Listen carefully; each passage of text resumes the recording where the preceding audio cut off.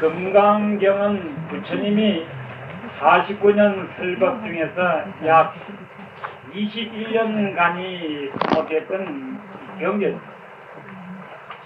그리고 49년 동안 설법을 이 내용별로 이래 보면은 크게 나누면은 84,000 법문이고, 이것을 분류대로 한다면은 12부가 됩니다. 그게 12부로 나누어서 설법을 하셨는데, 그 12부를 또한 이 계단식으로 이렇게 또 따지고 보면은 5계단으로 이렇게 설법이 됐습니다. 그러면 제일 아래 낮은 계단은 세상에서 말하는 종교적인 차원입니다. 즉 신을 믿거나 지극한 정성을 들이거나 또 복을 지으면은 복 지은 것만큼 받을 수 있는 그런 일반적인 종교와 같은 부류에서 설법한 것이 소위 우리의 인가 법문이 이렇게 보통으로 되겠습니다. 그 가운데 대표적인 것이 복을 지으면은 천당에 태어나고 악업을 지으면은 사막도에 떨어진다고 하는 것이고, 삿된 행을 행할 것 같으면은 사람이 항상 사고방식이 삿되어서 항상 기륭하복이나 못하고 어떻게 하면은 재수가 있고 어떻게 하면은 요양하게 잘 살아가는가 하는 이런 등을 논하는 것이 보편적인 이 종교입니다. 이것을 우리 학교별로 말하자면은 유치원이나 국민학교 가정책밖에 되지를 않은 것이고, 그 다음에가 우리 불교에서 정식 불교의 입문이 이제 되는데, 입문도 약 중학교, 고등학교 택밖에 안 되는 것이 이 불교에서 말하는 고집멸도 4제법 정도에 해당되는 것이고, 정식으로 학문을 얘기하자면은 대학밖에 아닙니다. 세상에서 여러분들 너무나 뼈저리게 겪는 국민학교 전교수석을 하거나 중고등학교에 전교수석을 했다 손치더라도 요즘 세상에 대학을 못 가면은 바보 취급밖에 안 되듯이, 세상에서 아무리 지극정성으로 절에 잘 다니고 종교를 잘 믿는다 해도 그것은 기껏 해봐야 국민학교나 중고등학교밖에 안 되는 것이다 그 말이에요. 비로소 이 금강경을 이해를 해야만이 대학에 입학하는 것이다, 이렇게 이 얘기가 되겠습니다. 그러니까 오늘 여러분들은 생각 좀 바로 가지고 계산 좀 분명하게 돼야 된다는 소리를 하고 싶어서 하는 말입니다. 그동안에 여러분들이 절에 10년, 20년 다니고 나는 무슨 불사에 참여를 많이 해서 내가 복도 많이 짓고 좋은 일도 많이 했다고 하더라도 이것은 국민학교나 중고등 아들 한 짓이지, 이거는 결코 불교 공부를 했다고 얘기할 어디든 말도 말아라 그 말이에요. 그리고 나는 절에 열심히 다녔다고도 말도 하지도 말고, 내가 불법 많이 믿었다고도 하지도 말아라 그 말이에요. 왜냐? 불법하고는 꿈에도 상관은 없는 짓이고, 열심히 절에 와서 부처님을 보고 열심히 절을 했다 해도 사실상 부처님 본 게 아니다 그 말이야. 뭐만 봤느냐? 돈만 주면은 1,000원짜리도 있고 만원짜리도 있고 100만원짜리도 있고 1000만원짜리도 있고 억만원짜리 부처님은 얼마든지 다 올 수가 있어. 그거는 돈만 들이면 얼마든지 될 수 있는 부처님만 본 것이지, 실제 우리가 알고 있는 부처님, 우리가 참으로 믿고 참으로 칭견하고자 하는 산 부처님은 못 봤다 이 말이야. 그러니 어디에 지난날 이 금강경을 딱 한번 보고서 참으로 내가 불교를 배우고 불교를 알고 다녔는가 하는 것을 냉철히 비판을 해봐야 되는, 비로소 대학에 입학을 하고 불교에 비로소 정식 입문이 될 수밖에 없습니다. 그래서 이 금강불을 불교의 입문이라고 이렇게 됐습니다. 정식 입문. 그러니까 헛소리 해봐야 장꼬대고 넋두리에 불과한 것이지 그건 아무 상관없어요. 그러면은 그 이전에 했던 것은 무엇이냐? 그저 우리 중생들끼리 그저 엎어졌다 자빠졌다가 그저 보글보글 사타가 뭐 저기들끼리 뒤치다는 날씨가 사타가 많은 것이지 그게 무슨 어른들 한 짓이냐 이 말이요. 그러니까 어른들은 절대로 그런 일이 없듯이 지난날 우리가 사고방이 생각했던 일체 모든 것들은 불교하고 상관이 없습니다. 다시 하나 입증을 해드리자면은 누구나 다 잘 아시는 달마 대사께서 중국에 오실 때가 비로소 부처님의 불교가 이 동쪽으로 와서 가장 꽃을 피울 당입니다. 그러니까 불교가 완전히 정립을 하고 중국의 불교가 꽃을 피울 때에 달마 스님이 오셨는데 그때 달마 스님이 밑으로 6대가 내려오는데 6대체가 우리가 잘 아는 육조 현흥대사 아닙니까? 육조 현흥대사까지 쭉 오면서 꼭 전한 말씀이 뭐냐면은 우리의 이 조계종에 반드시 의지해서 가훈으로 족보로 반드시 의지해야 될 책이 두 가지가 있어. 그 첫째는 이 금강경이고 하나는 여러분들은 잘 모르겠습니다만 능가경이라고 경이 있습니다. 이 금강경과 능가경은 필연적으로 우리가 항상 읽고 외우고 생각을 해야만이 된다라고 그렇게 딱 못을 박은 경입니다. 그런데 우리는 이 조계종은 왜 조계라고 하는 말도 정립이 된 것은 육조 현흥대사가 16년 동안에 응거하고 있다가 비로소 법을 펼 때를 찾아서 오신 곳이 중국의 조숙량이라고 하는 조시가 살고 있는 조시가 보유하고 있던 산을 찾게 되었습니다. 그 산 계곡에 그 산에 이제 계곡에 물이 흐르고 아주 경치가 참 좋아서 여기에 절을 짓고 도량을 가꾸었으면 좋겠다고 하셨는데 그 산 주인이 조시였었어요. 그래서 제자들이 찾아가서 여기에 우리 스님이 계실 절을 하나 지었으면 좋겠다. 그런데 절 짓기 전에 우리 스님이 앉을 자복이나 하나 펼 수 있는 땅을 좀 시사를 해달라고 했어요. 그러니까 조숙량이라는 분이 뭐 이 넓은 산에 자복 하나 펼 땅 하나 하면 그까지 있기야 뭐 걱정 없거든. 그리 하라고 이렇게 했어. 그래 꼭 그리 하시겠느냐고 하니까 하겠다고 하고.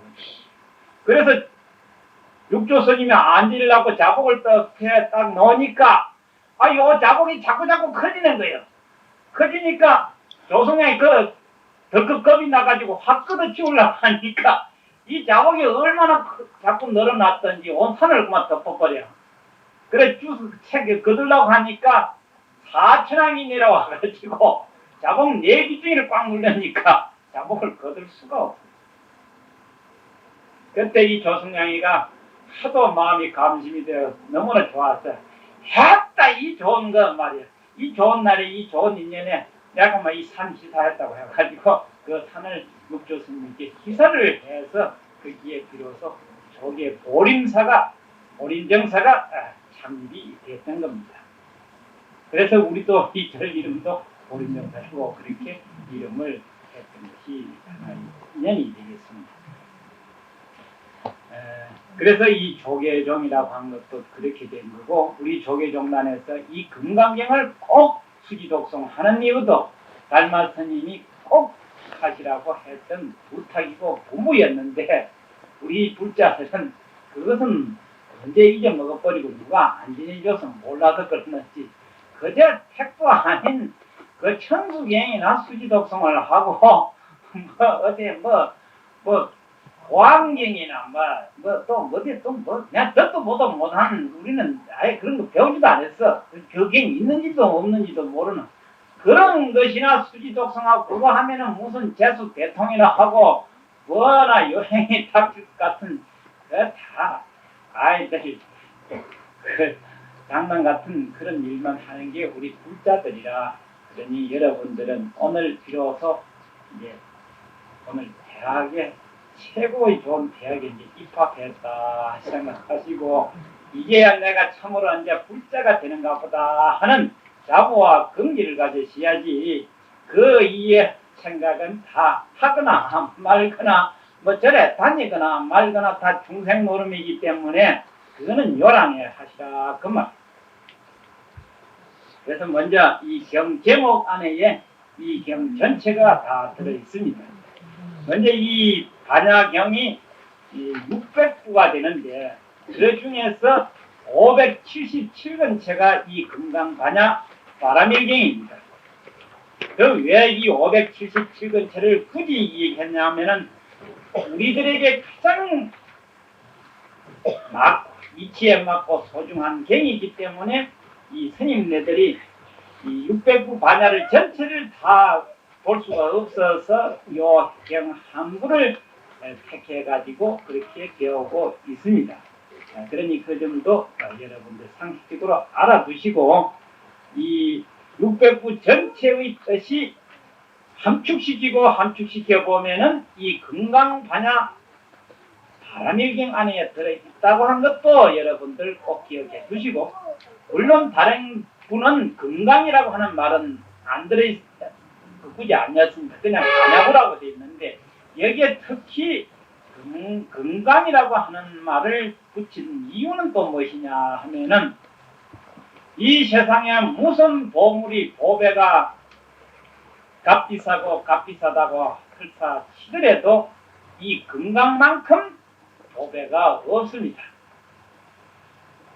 이 금강을 쉬운 말로 말하자면은 여의주라고 그렇게 표현을 할 수가 있습니다. 천년 먹은 이무기도 여의주를 얻지 못하면은 용이 못 됩니다. 우리 중생이 억만년을 이 사바세기에 돌고 돌아도 이 여의주인 금강을 얻지 못할 것 같으면은 이 중생계를 벗어날 수가 없어요. 그저 중생계 속에서 돌고 도는 것이 마치 무엇 같으냐면은 그저 바다에 파도 일어나듯이 올라갔다 내려갔다 하는 이것을 억만급을 두고 계속 되풀이하는 것을 윤회라고 그렇게 해요. 한때는 조금 좋았다가 다음 생에는 또 어떻게 될지도 몰라. 그렇게 산 우리의 인생을 무슨 이 가운데서 즐거움이 있으며 이 가운데에 다행이 있겠느냐고 말이야.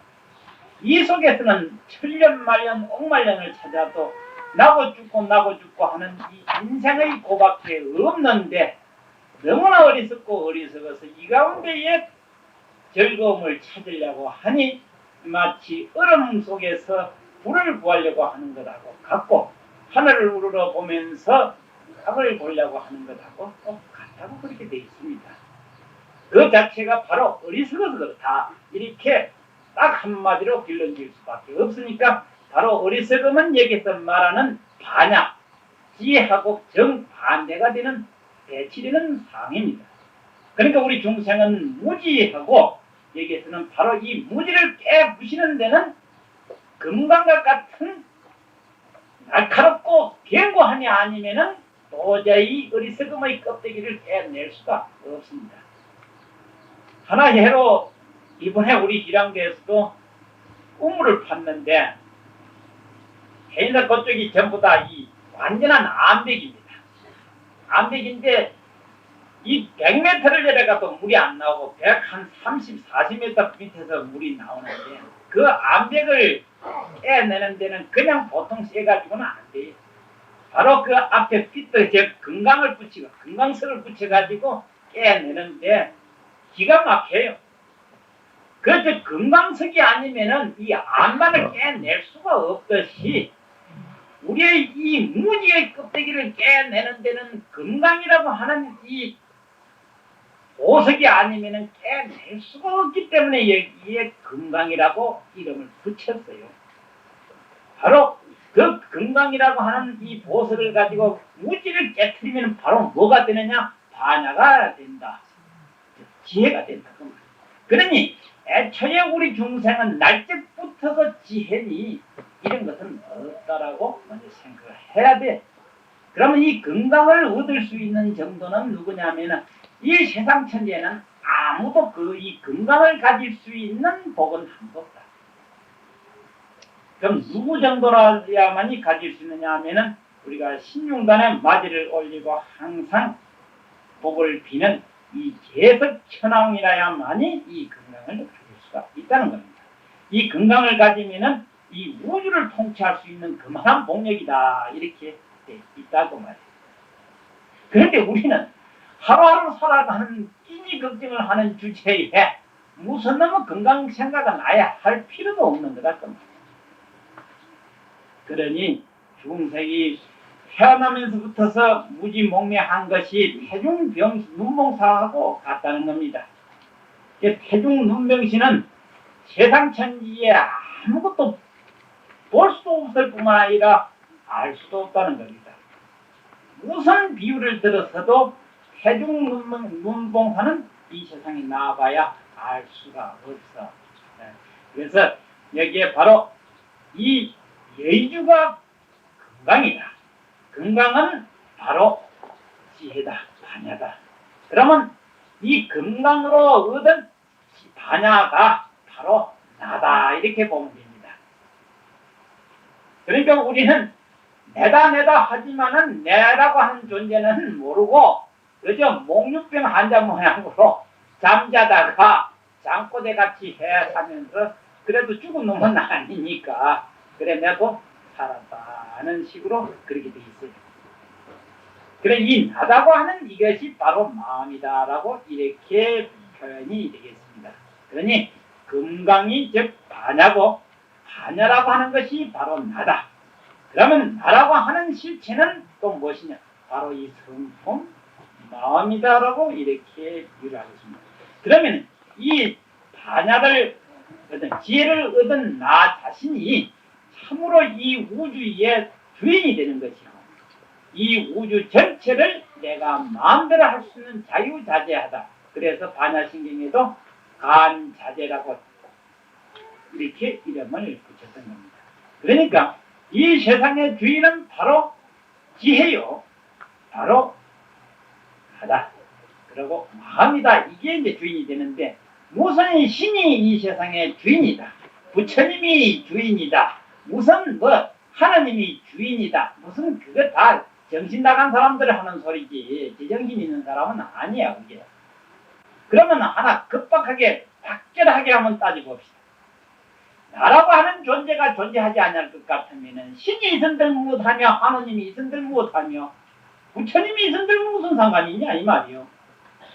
그런데 나라고 하는 존재는 있기는 있는데 이 어리석어가지고 하도 어리석고 무지몽매하다 보니까 남 밑에 종로로 살 수밖에 없어.